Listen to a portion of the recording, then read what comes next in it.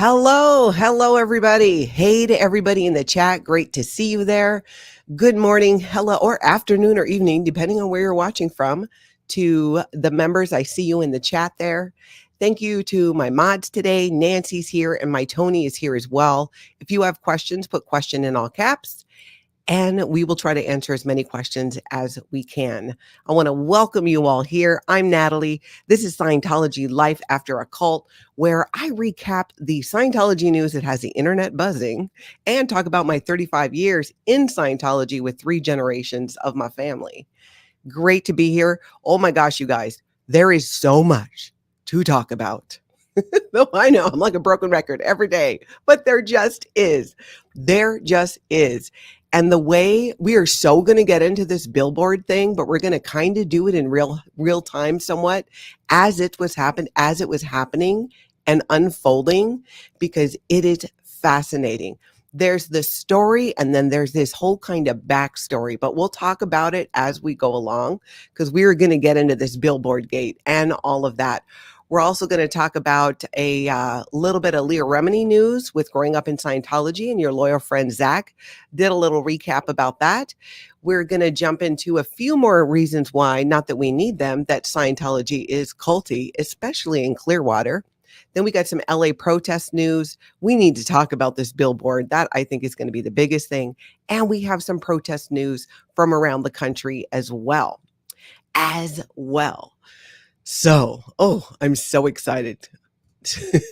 I was like all over this. I could not stop watching this yesterday. I had to force myself to go to sleep because just when I was like, okay, I got it enough together and then I'll pick up in the morning. I wake up early to grab anything that happened because I'm in Central Standard Time. And so I'm 2 hours ahead of LA. I'm behind Florida. So I get caught up in the morning. And I want to tell you guys, thank you so much to everybody who emails me. Send me timestamps, links, or better yet, a clip from a video that is something that you think should be shared or highlighted. I can't share everything all of the time, but I appreciate it. And it helps me get a feel for what people are talking about. Natalie@lifeafteracult.com is my email. So we are actually, you know what we're going to do? Hold on. We're not going to start there. We're going to jump into a little bit of an update about Leah Remini. We shared a clip of that yesterday. Aaron over at Growing Up in Scientology did a really great job going through all of the pages and pages of paperwork. And I'm so glad that he does that because when it comes to the legal stuff, I'm like, yeah, 34 pages. No, thank you.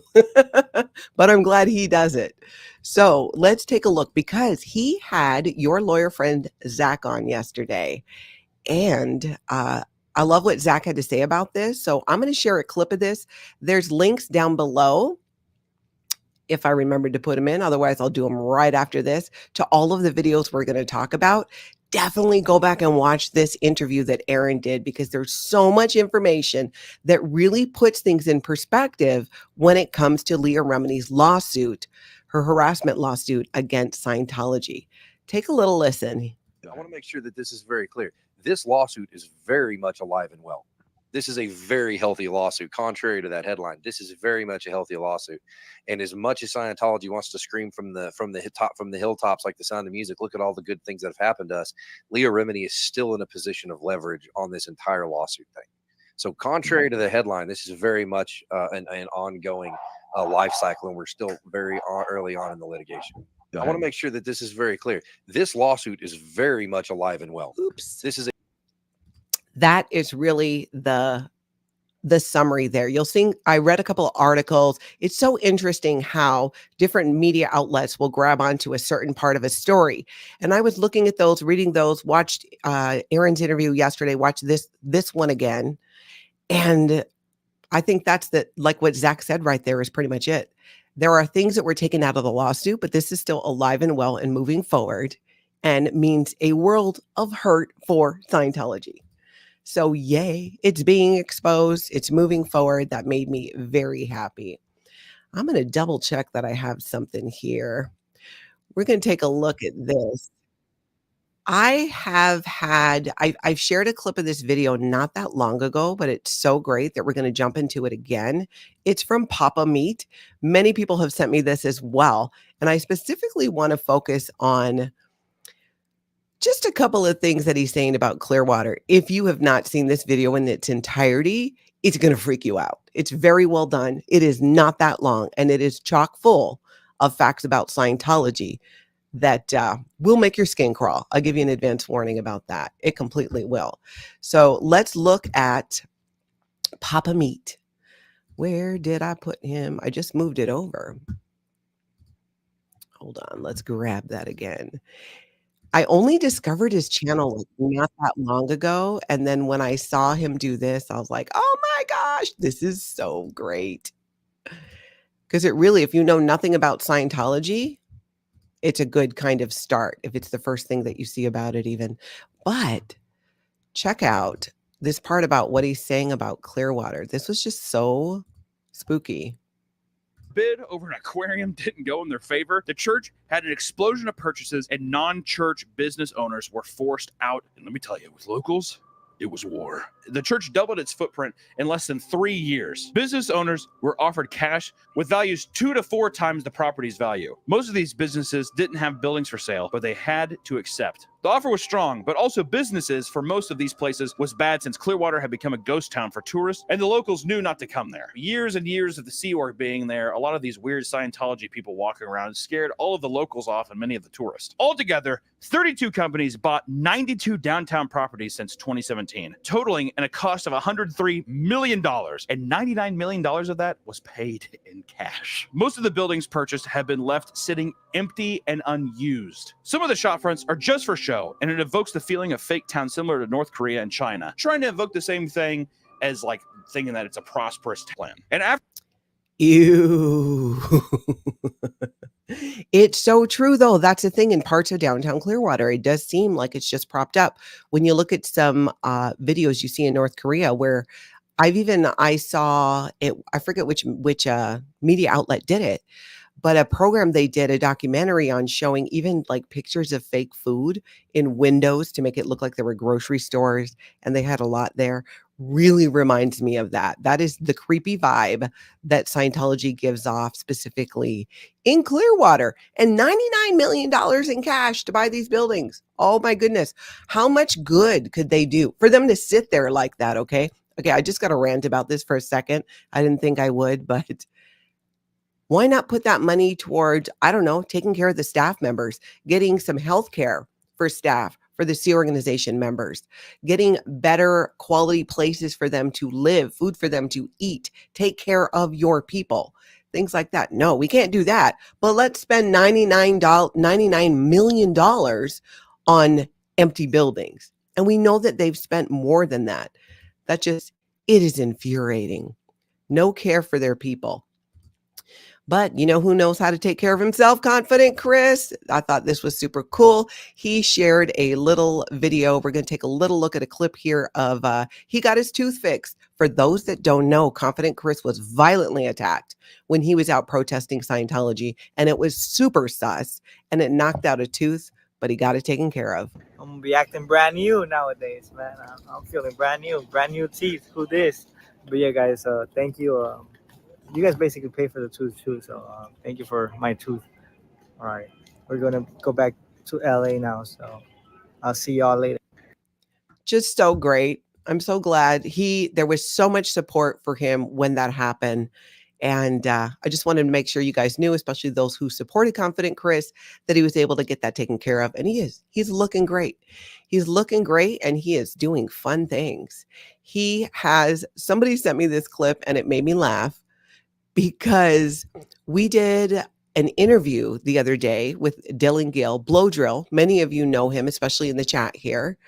And Dylan had a very unique experience during his time in the Sea Org. And he and I are going to sit down again and chat more about that and go more in depth about it.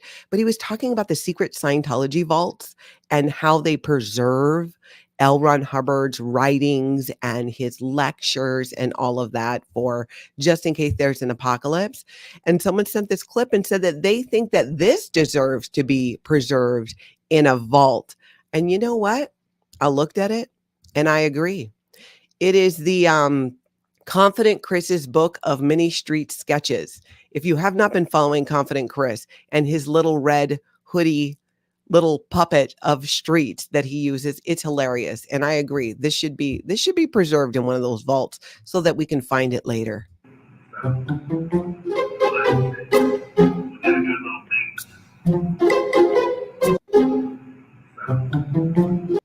And it's just that picture of his notebook with those sketches. And thank you very much to the person who sent me one of those. I just got it yesterday.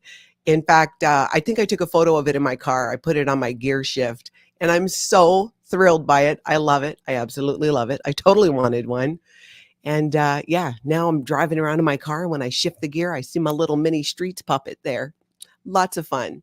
Now, yesterday, I got to talk to the actual Streets LA, William Good, Scientology audit Streets LA, William Good, who you all know, especially from the protests in Hollywood.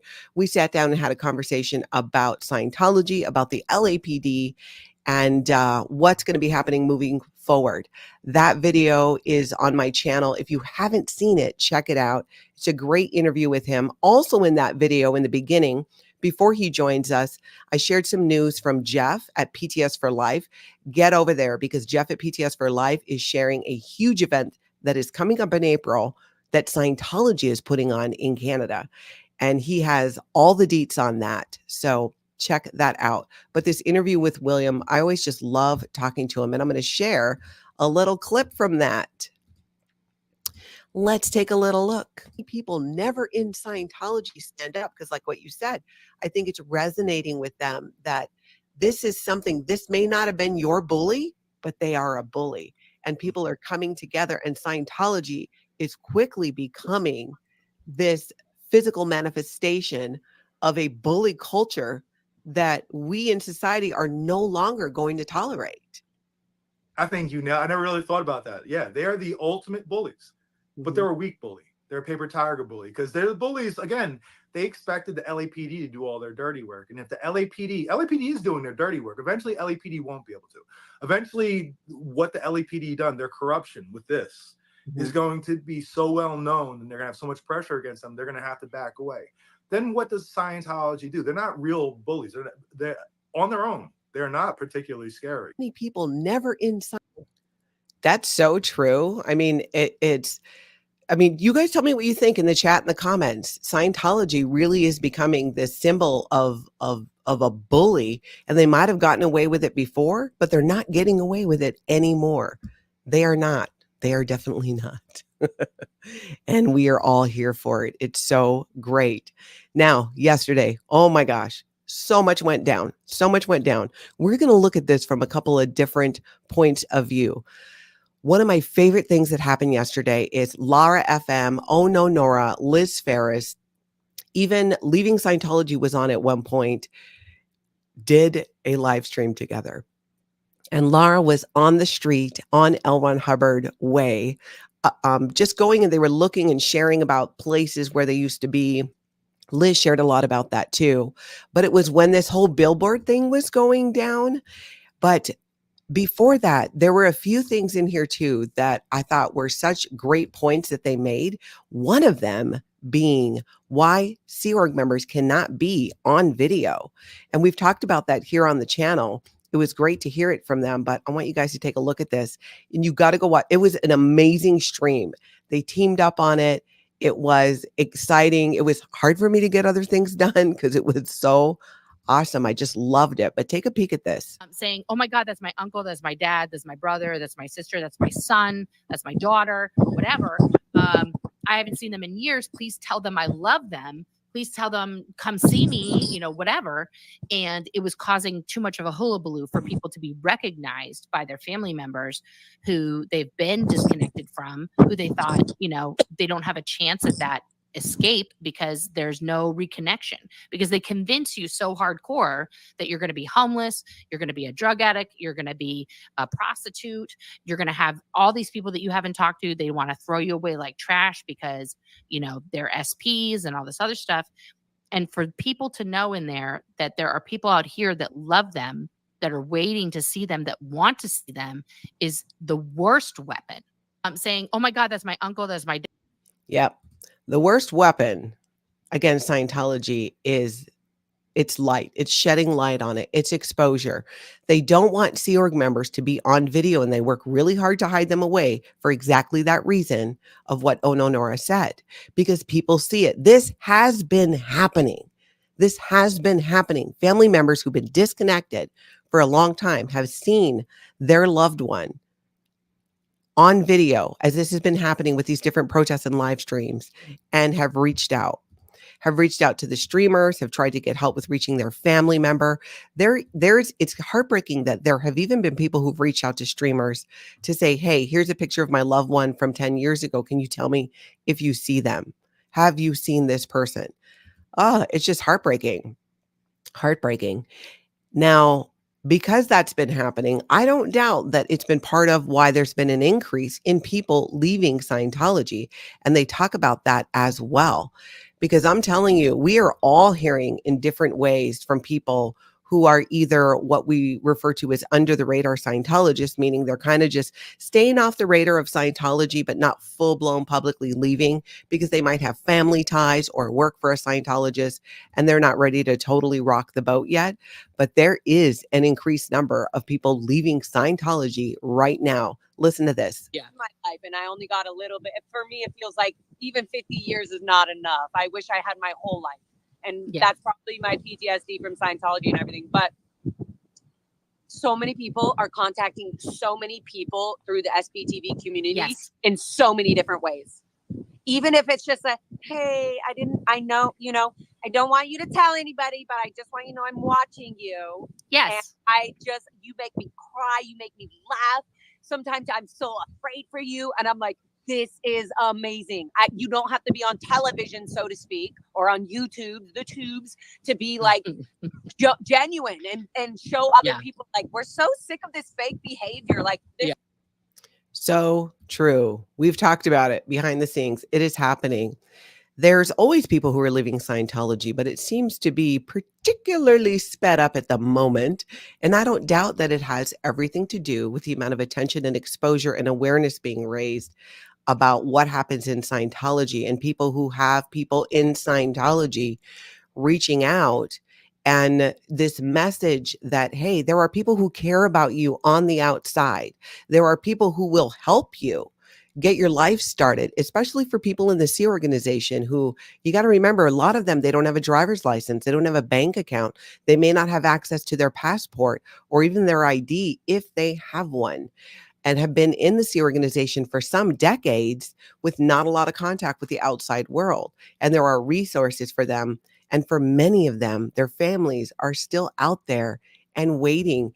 And these people will be welcomed with open arms. And we're seeing that. We are seeing that, and it's exciting.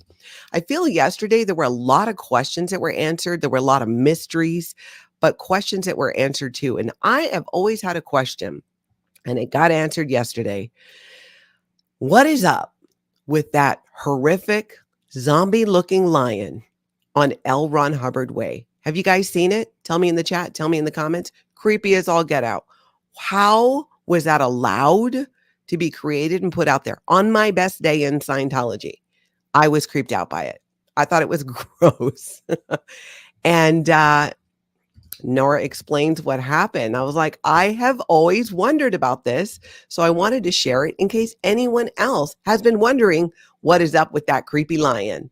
What is up? Check this out. The lion was one of the biggest flaps that ever happened in the history of the Pac base. That was commissioned, and it was supposed to, if you open up the old Academy levels and they have that lion that's on the front, and they used to do like the animated lion, like prancing, kind of like the MGM lion. So it was supposed to look like that. And then when this statue got unveiled, none of us had seen it, guys. Nobody saw this before COB came to unveil it. And when he fucking took the tarp off that shit, let me just tell you, so many heads rolled, but the artist was there. And so like he had to pretend like how regal it was and how great it was. But then why leave it all these years? This thing has been there since I was there. I'm trying to remember if it was there when I was in the Sea organization or it came after when I was a public person. I don't exactly recall that. But is it not creepy? Just so creepy. And it's been there forever. Yeah, Lily, the lion has weird human fingers. It is weird. No, they don't have any dragon statues, but you know what, Stephen? They should. They should. I think it would be better. I really do. I think it would. Okay. We got to talk about this billboard, people. As you know, and if you don't know, I'm about to catch you up. There's a billboard put up by Phil Jones and the Aftermath Foundation right by L1 Hubbard Way, which said that if you need help leaving Scientology, call this number. This billboard was up.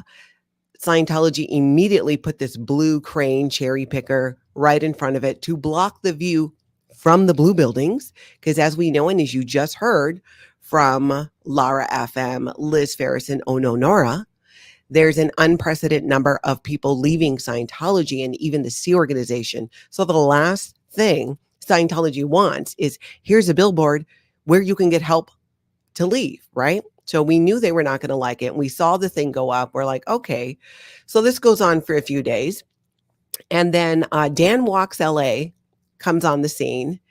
And in fact, actually, I will remind you guys of this again later, but today, 12 p.m. Central Time, that might move a little bit because I have something happening right before and I might push it, but I think we'll be good for 12 p.m. Central Time. I'm going to interview Dan Walks LA, and we're going to talk about this and so much more. And I think it's going to be a really fun interview. That's going to be today, 12 Central Time.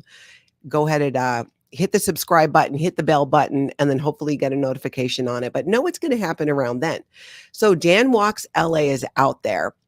And they're shocked because he shows up. He was there before. Billboard was there. Cherry picker was up, but it was still there.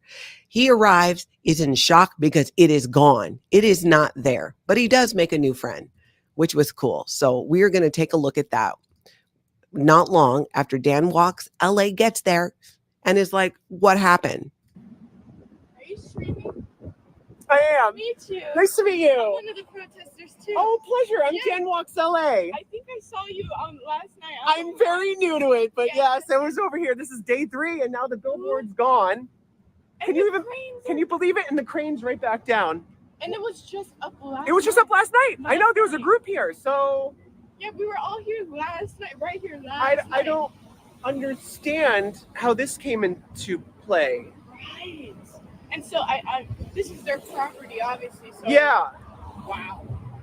And what Just a quick wow. turnover. This wasn't even up for a week, was it? No. Wow. I was shocked driving this way and to realize that the cranes were down and the billboard was Yeah. gone. Cranes were down and the billboard is gone. And I think he's talking to Spitology. I think I saw her later and her voice sounds familiar too. So he gets there, the billboard is gone and the cranes are down. And we're all like, what's happening? What is happening? What is going on? And then Dan asked himself, could it be the other day Dan was interviewed in front of there by TMZ and we haven't seen that show up yet, that interview. Did the TMZ interview trigger Scientology to take action? Did they take it down? What's happening? Did one have anything to do with the other? Let's take a little look at that here where Dan's kind of scratching his head and going, and I was wondering too. All of this coverage was brought to the billboard. It was up last night. TMZ interviewed me yesterday, literally my second day of doing this. And now it's gone. So I don't know. I have no idea, but I wasn't quiet about the fact that I got interviewed. Okay, people came at me for muting the interview. My bad, but I'm glad I did, and I stand by that decision. So lay off. But it's interesting that we announced that I was interviewed by TMZ.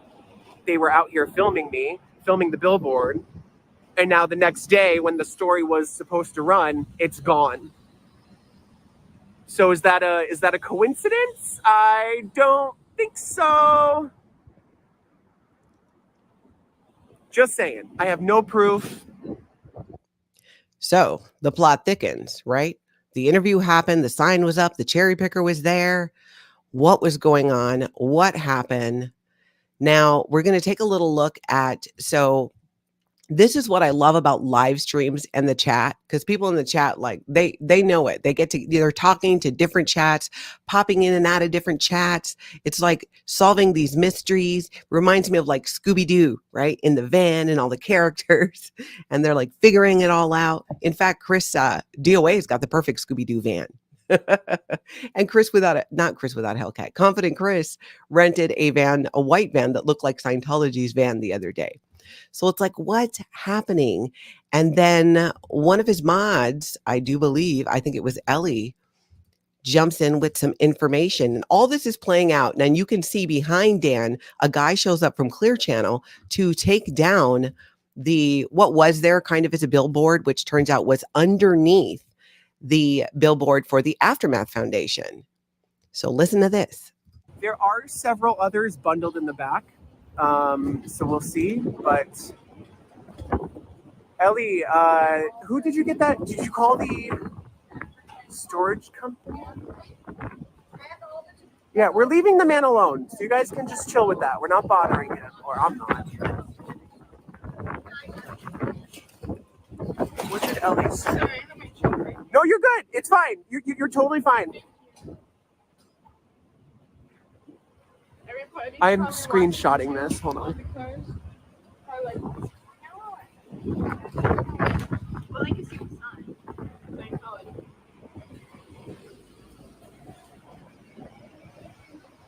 So the comment was, a white van ripped it down this morning. Storage place doesn't know who did it. Their corporate location had pics taken to investigate. Interesting. Okay. All right. So we're going along, right? He knows it's gone. Why did it happen? And then in the chat, there's Ellie comments and says that, so public storage is the building right there, that they had photos of what happened, and a white van pulled up, took it down, and then took off in the middle of the night, which I got another clip coming up where LARA FM is going to share more on that. So we're like, okay, public storage didn't know anything about it. Now, public storage is not the company that does the billboard. That's Clear Channel. But public storage, it's right there attached there. And we're like, they didn't know anything about it being taken down. And then we hear in the chat that somebody, this white van, showed up. Who was that? And took it. I mean, the plot thickens. This is all like playing out as the day goes on here in this video. And at some points, we're left with more questions and answers. But the chat always comes through. Now we're going to jump back over to LARA FM. Liz, FERRIS, Oh No, NORA, and Jeffrey Augustine joined them as well at some point yesterday. And let's hear what they have to say. Because our chats, all of our chats together are basically the FBI and investigators on crack. Mm-hmm. True. They basically found a ladder from the van. They ran the license plate. Somebody has the license plate of the white van that took down the thing. They ran the license plate, and there's a name on the ladder of the person that owns the ladder that they used to get up. Oh. Whose name is it? Nice. Do you know what the name is? Please tell me it's Home Depot. Natalie, do you know what the name is? We'll wait for the information. Oh man, this is There's just interesting. too many little evidence. Oh my God, this is great. Okay, continue. So yeah, the RPF. I'm gonna split. We're gonna walk around as he's coming. This is Dan. I Walks get out. the name. So they're walking around at this point, LARA FM, and the chat's putting things together. We know public storage has a point of view because they're like, hey, we don't know what happened. There were reports that a lock was broken. And then there was either video or photos of somebody showing up in the middle of the night to take this down. And at that point, that's all we know. And the chat, like I said, is putting it together.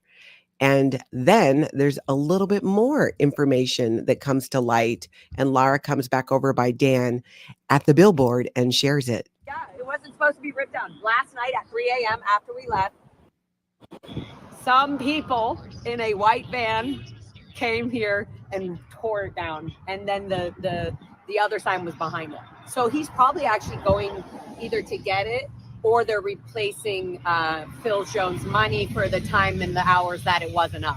Wow. But isn't that amazing? I've never heard a billboard getting ripped down like that ever. Crazy. It's crazy. Scientology. Yeah. It's Scientology. It makes sense. Wow. Like, oh, that makes sense. Yes, it does. Especially how they were taking out, stealing the, what's it called? The little signs, everything, just everything. By the way, I love this Survivors of Scientology sign. It's got so many SBTV creators ats on here, and it makes me so happy to see my name on a sign, Survivors of Scientology, right outside Scientology. I just love that. AARP talked about it. They were stealing a sign for a mayor or something. Oh yeah, they were stealing Mark Bunk, or they were Yes. stealing because they were taking the signs for the anti-Scientologists in Clearwater office. Yeah. Oh, that's off right. of the lawns, and they caught them. So they were talking about how just not that long ago, just days ago, there were 2 Scientologists in Clearwater busted for stealing campaign signs for Mark Bunker, who is on the city council and up for re-election. And he has been exposing Scientology for decades. Back in the anonymous days, he was known as Wise Beard Man. It's just great. So they get busted for that. So of course, then it's like, okay, well, who was in the van? Who did it? Was it Scientologists? Was it somebody else? What's happening? Then more information comes out. So this is all happening with the live streamers and protesters and the chat. And this is all being kind of put together of what we know so far. And then some information comes out from Leah Remini, who then gets out a tweet about this. So let's take a look at that. This is on X, Leah Remini.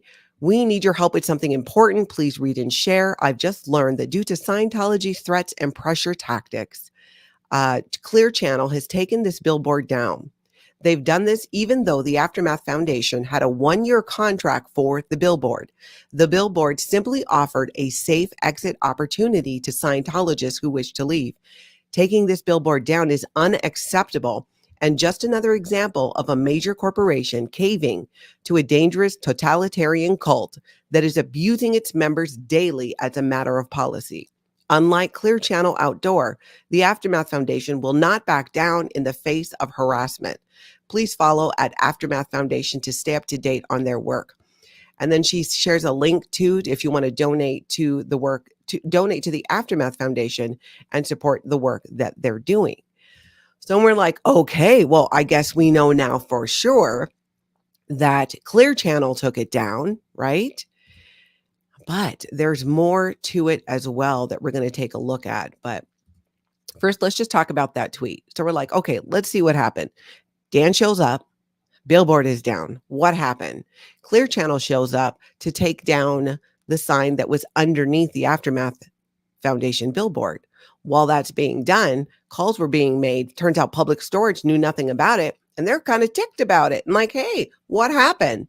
They apparently seem to like it. They didn't know anything about it, but they had footage of a van showing up.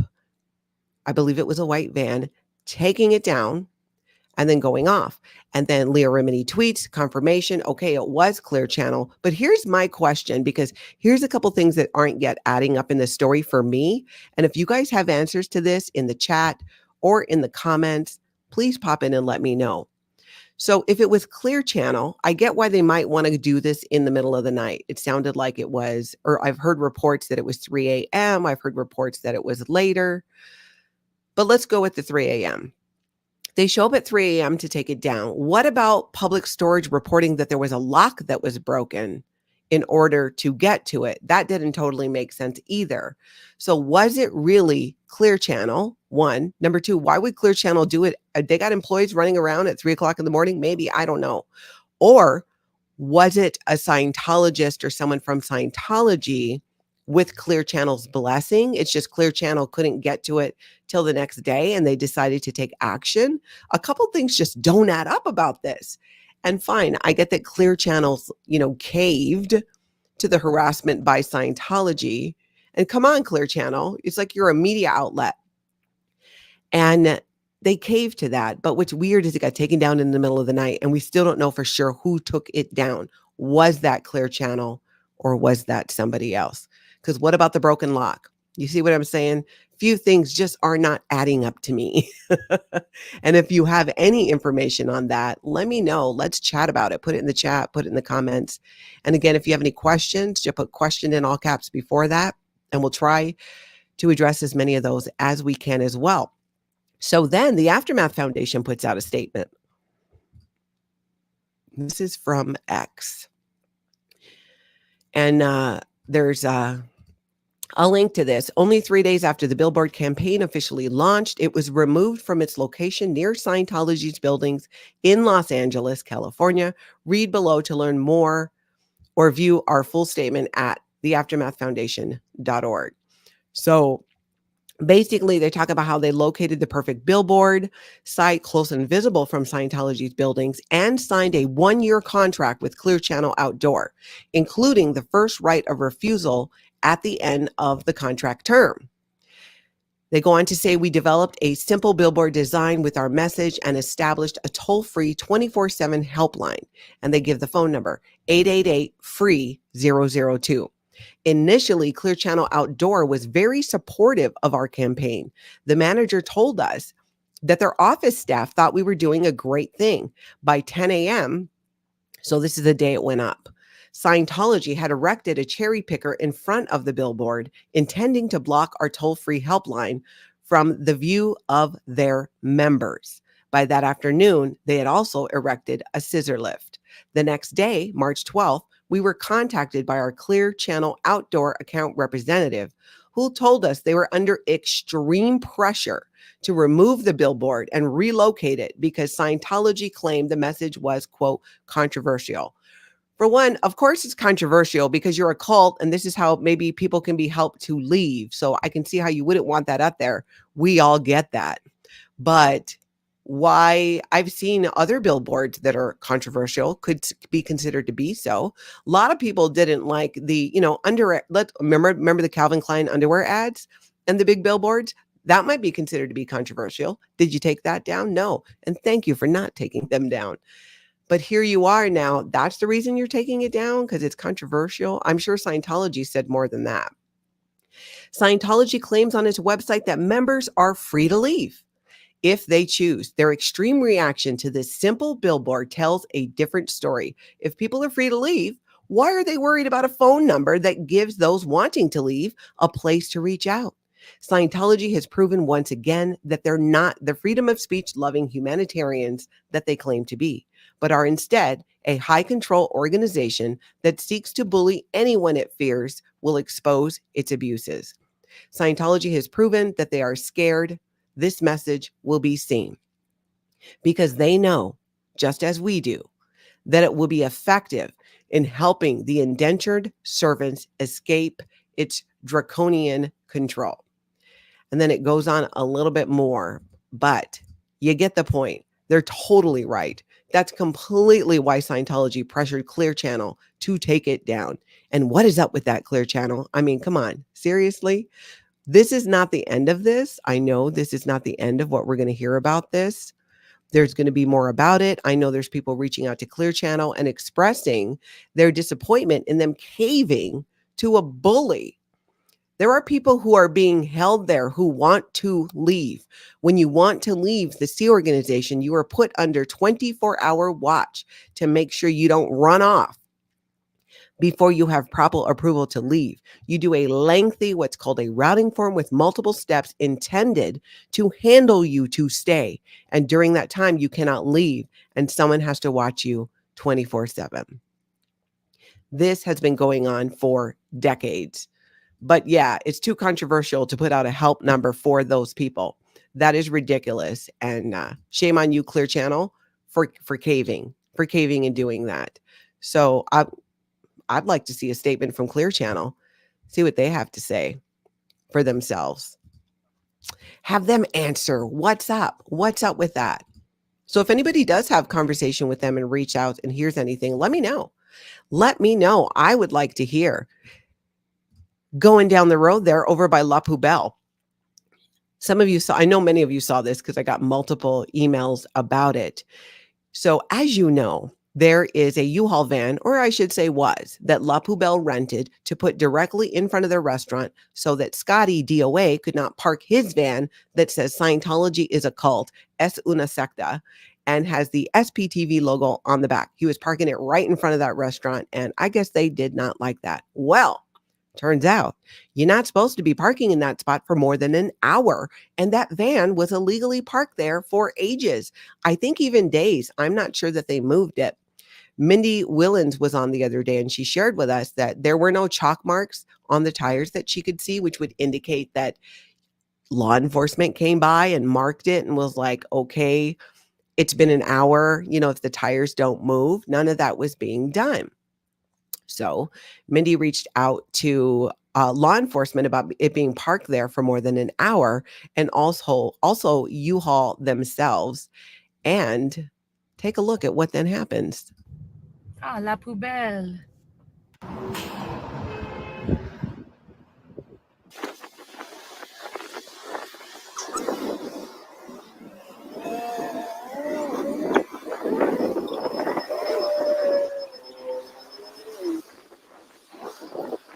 So that's the tow truck pulling up to the U-Haul van and getting hooked up.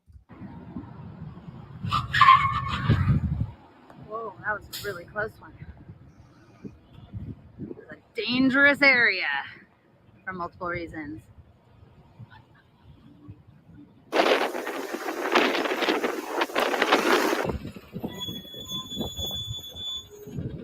Aw, la poubelle.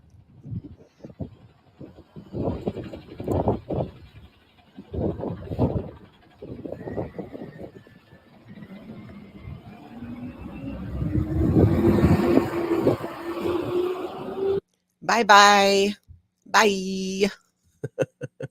So good job, Mindy, and anyone else that reached out to U-Haul and law enforcement about that van that was illegally parked out there forever. We just can't have that. We all got to follow the same rules, people. We all got to follow the same rules. I thought that was absolutely fabulous.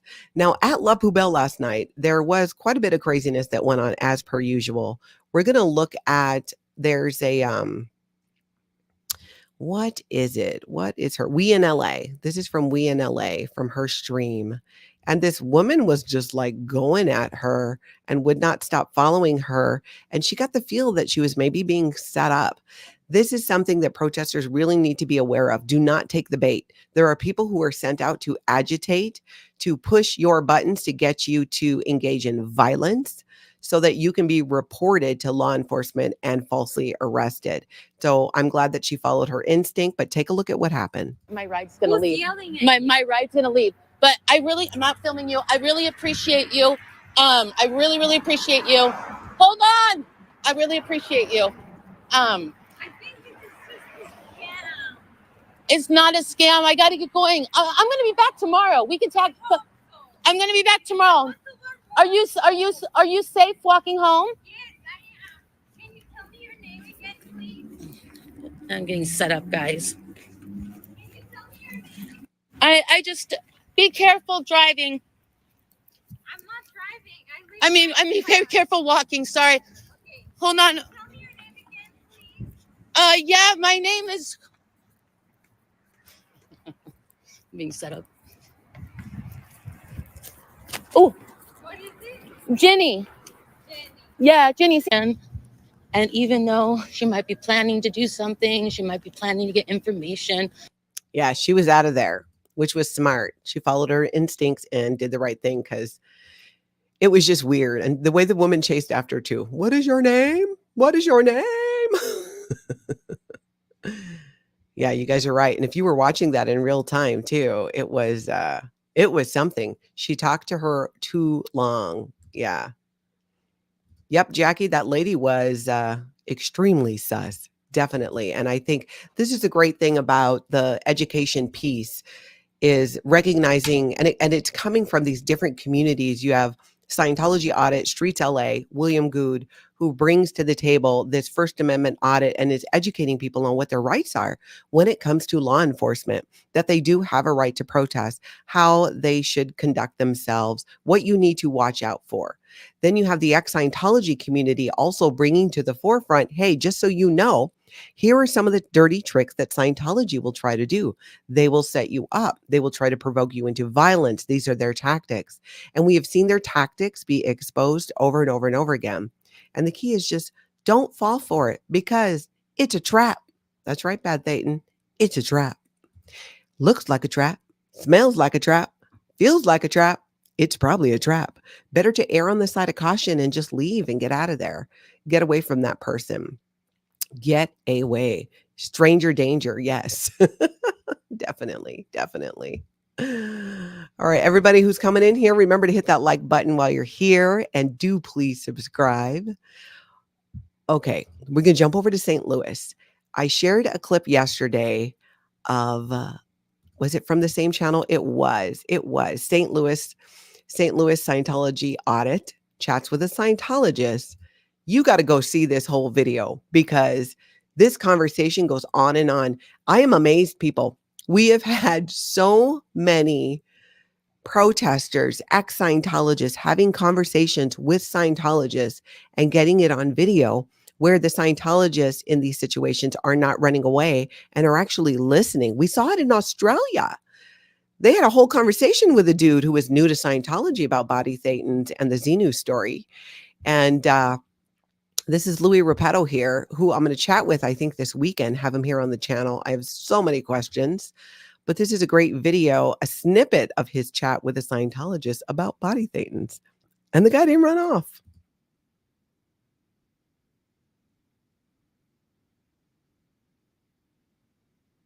Hold on, I'm going to pull this up. I just want to back it up just a little bit. I'm just amazed that the guy, he has not done the upper levels in Scientology, but usually, often in the past, as soon as a Scientologist, you start talking about those things, they get uncomfortable and they leave. But they did not. This person did not. Check it out. The deeper you go. Well, on the And it's all audio. He doesn't have the camera on him at any time. OT levels, first you find the ones that are awake on OT3. OT5, you handle the drugged ones that are stuck to you because of drugs. Yeah. OT7, the ones that are sleeping, you have to wake them up using the special techniques L. Ron Hubbard invented. So you'll get to be doing all that.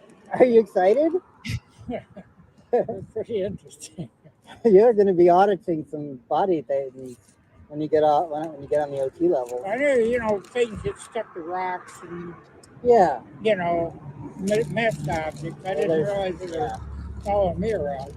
So he's saying, and I think this is really interesting, and he might have learned this, it might have been in the book A History of Man that L. Ron Hubbard wrote. He's saying, I've heard of things stuck to rocks and, inanimate objects, but not stuck to people. So he's totally like vibing with this and having a whole conversation on how this could be possible. Not even following you. They're stuck to your body, he says. The way you find them is if you have a pain in your arm, you locate the body clusters, the body thetan clusters that got stuck to you. Because what happened was 76 million years ago, this planet was made into a prison. So he goes on to share with him the Xeno story and what happened all of those millions of years ago. Good morning, Liz Ferris. Good to see you. Oh, it just incredible. So enlightening. So it was just crazy. I could not believe it. You got to watch the whole thing. It just goes on. And the guy had the conversation, and we're seeing so much of this. So here's my question to you people, especially all of you never in Scientology, because you have this just different viewpoint of it. Do you think there is a direct correlation between the number of Scientologists who are having conversations with ex-Scientologists, with protesters and live streamers, and the number of Scientologists who are fleeing Scientology right now? Because I've never seen anything like this. I've not seen this number. I can't even share every clip because we have a certain amount of time of Scientologists having real conversations. They tend to be ones that are either newer or did not get very far in Scientology. And there's a lot of people. I would say that most Scientologists do not make it onto the upper levels. So they don't actually ever find out about Xenu and body thetans.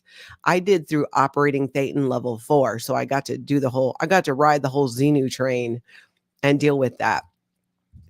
Gypsy Mimi, good to see you there. A gentleman in Kansas City told me he was a Dianeticist, not a Scientologist. Is that a thing? It absolutely is. There are many old time, we would consider them to be Scientologists, but who will say that, no, I'm a a Dianeticist, meaning they only practice Dianetics. This is how the relationship with the Nation of Islam and Scientology started.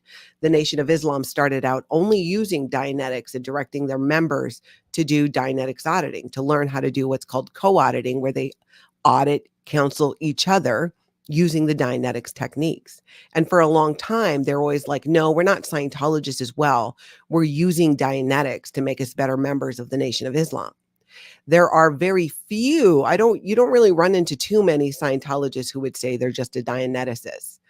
But that is totally a thing. And that's interesting that you ran into somebody who said that. And if I remember correctly from your video, it was an older gentleman. And that tends to be kind of where you see that as well. So I think there's a correlation there. And I think that's why we're seeing so many more people coming out of Scientology and having these conversations. Hans Christian Schwartz says, you need to be 80 plus to be a real Dianeticist. Yeah, you're right. That math would play out. And you know what? I think the guy might have been. We do see older people. Yep. So Gypsy Mimi saying, yep. He was an older African-American man. Makes sense. Yeah, definitely. So totally could have been a thing. Completely. Mike is saying that crazy lady in pink hat actually was sticking up for D.O.A. his first day protesting La Poubelle. She went at someone who started to give D.O.A. crap. It's on his video for those who want to see it. Interesting. I wonder which video.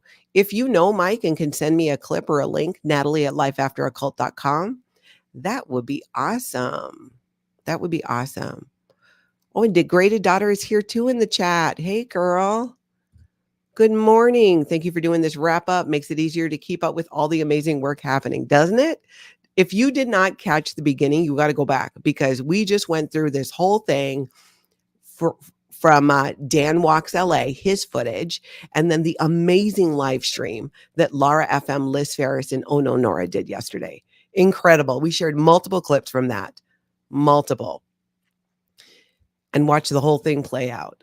We're going to take a little look before we get too much into questions here in Seattle. And there was somebody out there in Seattle who had a conversation, again, with a Scientologist, an older one, outside that I found interesting as well. Check this out. This is Seattle. Yeah, it was very odd. This was the first time I've ever went by. I'm from from Louisiana. Notice how he's smoking, right? We know this is a thing in Scientology because L. Ron Hubbard said it's not smoking that causes cancer. It's not smoking enough. And we don't have this here. And I was like, I wonder what this is. And I walked past. And, you know, I had questions somewhere. And this door said, use the other door. And I was just like, what's up? And then I talked. And he was like, go to that door. So I was like, oh, that's weird. So I went to that door eventually, and someone came out, and I was like, I thought he was going to smoke a cigarette because they're big smokers. Because L. Ron Hubbard said that you should smoke more. No, it doesn't. It doesn't? No, that's false information. I mean, it's free now. You don't have to pay for it. You don't have to pay for it anymore. They keep staring at me, y'all. Oh, well, I got to go back in. Okay. Oh, look. It's so much better outside, my man. And if you have some family that you haven't talked to, they want to hear from you. Call them. Please. He shared with him as well what happened to him the other day. I don't know if you guys caught the live stream the other day where I shared a clip where the protester was, he's talking about the door. Go to this door. It says go to the other door. He goes to the other door. And out there was a staff member who was showed him a knife. And that was his welcome to Scientology. Just too much. But here again is, the guy having a cigarette could have just put it out and run off. And he didn't. I mean, he finished his cigarette. He was there for the conversation. And I noticed this about Scientologists who've been around a lot longer. And by a lot longer, I mean like almost from the beginning, where they do have a different way. They're not as quick to be whisked away.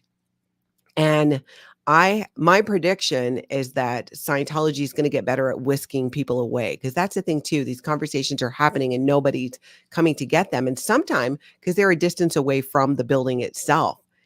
And I'm like, oh my goodness, it's just left and right and left and right. It's happening. And that's the thing. I think we're going to see more and more of this. Like you heard earlier on the live stream with LARA FM and Liz Ferris and Oh No NORA. Those of us in the SPTV community, many of us are hearing from different people in different ways the number of people leaving Scientology or who are sharing that they're under the radar about it and working on being able to leave and be totally free. I get that sometimes, I mean, it took me 2 years to leave from the time I decided that I was leaving no matter what. I wanted to do the best I could to leave with my family because 3 generations of my family were in Scientology. And it took me a while to do that. So I had to pretend to be a Scientologist in good standing for 2 years so that I could make sure my family left with me. And that was, oh my gosh, it was difficult. It was difficult. And Batman, yeah, no wonder there are so many people smoking at La Poubelle. Makes me wonder too, are many of them Scientologists? This whole smoking thing in Scientology is a whole separate thing that concerns me hugely, that the members and especially the Sea Org members aren't educated on the harmful effects of it, because we often see happening where they don't have proper health care, especially the older members of the Sea organization. There's a lot of elder abuse that goes on. And if they've been in there all this time and being told that they can smoke and they're not getting proper health care and they're potentially having things that are going on go unnoticed or unchecked by a doctor, you end up with a lot of people getting illnesses who would pass away from that. And that is a part of it that makes me very sad. Tim's asking, Nat, did you hear about that guy who was chasing Solomon last night? Yes. Outside La Poubelle, there was a guy, I don't know if he worked at La Poubelle or what his deal was, but he was going after and pursuing Solomon. And I think is it Cuts E? Is the streamer who caught it on video and went after and stopped the guy and was like, hey, you're going after a minor. What are you doing? Knock that off. That was another one that was a great clip that we couldn't have it fit in today. Fallen Star, great point. Yet Ron died of a stroke. They still don't see it. That's L. Ron Hubbard. Very much so. Here's the thing. Most Scientologists don't know he died of a stroke because they were fed the Scientology propaganda story, which is that L. Ron Hubbard needed to research levels above operating Thetan 9 and 10, and he couldn't do it being held back with a meat body. I remember this. I was there when they announced it at the event where I was in Hawaii then. And it was right before I think I went to Los Angeles, and that he causatively dropped the body so he could continue his Scientology research and move on to what they called Target 2, which I imagine is maybe another planet where he's going to set up Scientology. Yet at the same time, here, this is mental gymnastics. It's Scientology math and mental gymnastics. We're told he went on to Target 2, that he's researching the upper levels of Scientology, right? And then when you hear stories from from Blowgerald, from Dylan Gill in the interview I did with him the other day, Dylan talks about how at every one of these bases with these secret vaults holding L. Ron Hubbard's works that are preserved and protected, that there's a home, there's a 3,500 square foot home for L. Ron Hubbard at each of these bases, as if he's coming back. So is he going to be at Target 2 for a while and then come back? Or was he always going to come back? Millions of dollars. I think Dylan said it was like $22 million were put in to build these things out. Okay. Back in the day, we're talking about the 80s, $22 million in the 80s. Think about what that is today. And these homes at each of these locations just sit empty and they're maintained by Sea Org members, which tells you at least in the 80s, going into the 90s, David Miscavige felt strongly that L. Ron Hubbard was coming back because he put all this money into building these vaults to protect L. Ron Hubbard's info, all of his technology, and then built these homes there. So which is it?